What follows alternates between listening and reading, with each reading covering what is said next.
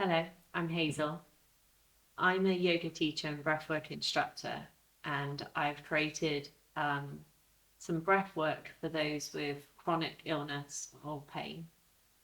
And I've created 3 stages of videos of conscious breathwork, and I wanted to just introduce them first to explain a little bit about why you might want to do breathwork. So first off, for those with chronic illness, one of the most debilitating things can be fatigue, tiredness. And a lot of the time that's because the body isn't able to utilize and create energy. And one of the main factors for that is the delivery of oxygen into the cells. There's lots of other components to it, but that's one of the major ones, is the actual creation of energy. With chronic pain, one of the major factors of chronic pain is a heightened nervous system. So that's where, rather than our nervous system being pliable and dynamic, it can be stuck slightly on a heightened level, so in a slightly sympathetic or adrenalized state, because we're constantly fighting a feeling of pain. And the nervous system and the fatigue can go along with a lot of these different conditions. And both of those can be helped by conscious breath work. So conscious breath work is where we take over control of the breath from our nervous system. So luckily, most of the time we breathe and we don't have to think about it.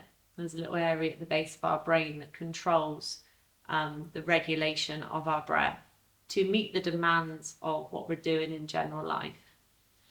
But with chronic illness and chronic pain, sometimes that regulation of the breath can be a little bit heightened and exaggerated. And very often we may be breathing and over breathing too much. So we may find that we have quite a short breath pattern. It can be that we have a very rapid breath. Sometimes we don't breathe well in terms of our mechanics. So a common one may be to breathe right up into the top of the chest rather than breathing down into the bottom. And all of this means that the delivery of oxygen into the cells is affected and that the nervous system is stimulated.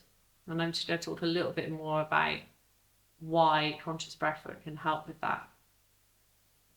So when we breathe in the gas that's in the air and it goes into our lungs, and we have the surface area of the alveoli, which are the small sacs, where the air meets the blood and there's a transport of oxygen into the blood. That oxygen is carried around the body and then is delivered into the cells in order to create energy in aerobic respiration. So when we're using oxygen for energy, but we won't worry about the complicated bit there. So far, so good. Now, as I mentioned just then, sometimes the mechanics of that don't work so well. So firstly, if we are slightly adrenalized, if we're slightly stressed, if our nervous system is heightened, we will be breathing more rapidly. We will be breathing higher up into our chest, and we're more likely to be breathing in and out through our mouth.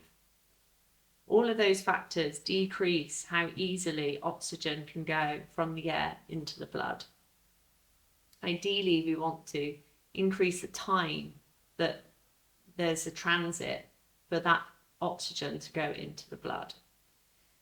But what is actually the most important factor is what actually happens at the cellular level.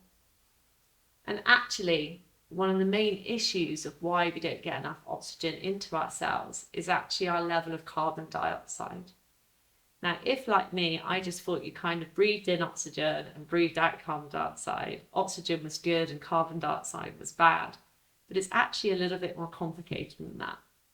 And without going too much into it, let's know that we actually need an amount, a partial pressure, it's the word, but a sufficient amount of carbon dioxide in our blood to enable that oxygen to go into the cells. So if we don't have enough carbon dioxide in our blood, if we haven't got enough carbon dioxide in the air that we're breathing and the air that's dissolved in the blood, then the oxygen will not get into the cells, and then you will not be able to create enough energy. And often if we're breathing too quickly, we're blowing out all of our carbon dioxide. So it almost seems counterintuitive. You'd think the more I'm breathing, the more oxygen into the cells I should get. But it's actually the opposite. We need to breathe slower, and we need to breathe fuller in order to get more oxygen into our cells to produce more energy. If it helps, have a think about what happens if someone is having a panic attack. If anyone's ever had a panic attack, you may know that it feels like you literally can't get enough oxygen in, even though you're breathing loads. And one of the solutions is to get someone to breathe into a paper bag. And the reason that works is because you then start to breathe in recycled air that has an increased amount of carbon dioxide in it. And then that increases the level of carbon dioxide in your blood, and then it allows the oxygen to be able to enter into the cells and be used to create energy. So a bit of science there. So what does that mean? Okay, so let's bring it back. So how we are currently breathing at the moment is okay. Please don't worry about that. But there is an opportunity to consciously breathe in a way where we are actually manipulating the breath, which may sound a bit strange, but we are changing maybe the frequency that we breathe. We may be trying to slow the breath down in particular. And what we will also be doing is playing with conscious breath holds. Now, this is very different to unconsciously holding your breath. So that can happen with sleep apnea, for example, when people can stop breathing during the night, and that isn't very good for your nervous system. But if we are consciously doing a breath hold, so we are consciously pausing between our inhale and our exhale, or pausing between the exhale and the inhale, and we're doing it in a calm, relaxed state, we are saying to our body, it is okay, because there will be some alarm bells that will go off. The body will go, hey, come on, you need to breathe. And you're saying, I'm okay. And in those periods of breath holds, we are increasing our tolerance to carbon dioxide. As we hold our breath, we're increasing the carbon dioxide levels, and that will allow more oxygen into the cells. So it might sound a bit strange, but temporarily you'll be breathing less, but getting more oxygen in. And that is why we're trying some of these breath practices where generally we're going to be down regulating. So what I mean by that is the purpose of nearly all the breath practices I'm going to teach are to calm your nervous system down. We are going to try and breathe slower. We're going to try and breathe deeper, so lower down into the belly. And then we're going to have a little play sometimes with pausing, finding some space between breaths. So that's just some of the logic around why we want to do, or potentially want to do, some conscious breath work. There's a myriad of other benefits as well. And one that I will mention is about meditation and mindfulness. So at the start and end of all of the practices, we will come in and try and be present and notice what's happening in our system and notice our breath. And that practice in and of itself can actually be really very profound to our well-being, and to also starting to notice our busy minds and notice the effect of our nervous system.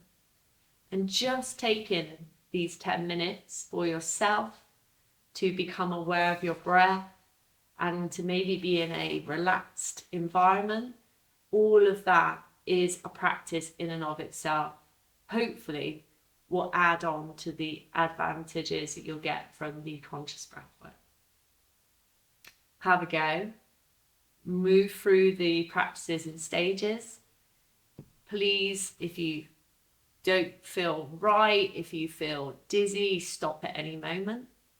If you're not sure if these breath practices are for you, please have a chat with your GP first. In all of the videos, I've labelled the type of practices that we'll be doing. So yeah, it's always worthwhile checking in to see if it's right for you. And if you have any questions, then please reach out. Thank you.